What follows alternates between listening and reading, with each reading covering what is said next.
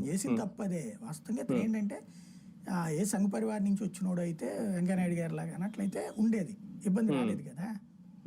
కానీ ఈయనేంటి ఇంతకుముందు జనతాదళ్ళు, తర్వాత కాంగ్రెస్, వీటన్నిటి నుంచి వచ్చినోడు. ఆ లక్షణాలు పోలా, పార్టీ మూల సిద్ధాంతాల సంగతి అర్థం కాలేదు అతనికి, కాబట్టి పక్కన పెట్టారు.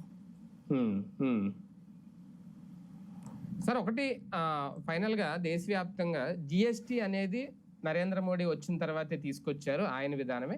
వాస్తవానికి ఇప్పుడు వరుసగా 3 సార్లు ఆయన ప్రధానమంత్రి అయినా సరే, మొదట్లో ఎప్పుడైతే అప్పుడు డిమానిటైజేషన్ విషయంలో లేదు, చాలా వ్యతిరేకత వచ్చేస్తుంది, మళ్ళీ ఆయన అధికారంలోకి రాడు, ప్రధాని అవడు నరేంద్ర మోడీ, ఇలా రకరకాల లెక్కలు వేసుకున్నారు. కానీ అవన్నీ వర్కౌట్ అవ్వలేదు. కానీ జిఎస్టి విషయంలో చిరు వ్యాపారాల మీద కూడా భారం పడుతుందా? ఈ మధ్యకాలంలో చాలా నేను చూస్తున్నాం.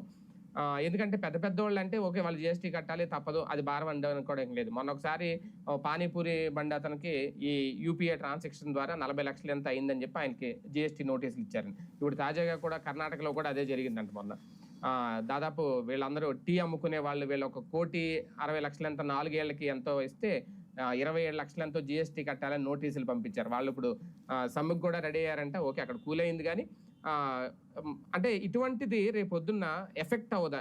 చిరు వ్యాపారుల మీద కూడా జిఎస్టీ భారం విధించడం అనేది మామూలుగా లెక్కల ప్రకారం చూసుకుంటే కరెక్టే, కానీ ఎంతవరకు కరెక్ట్ అనేది?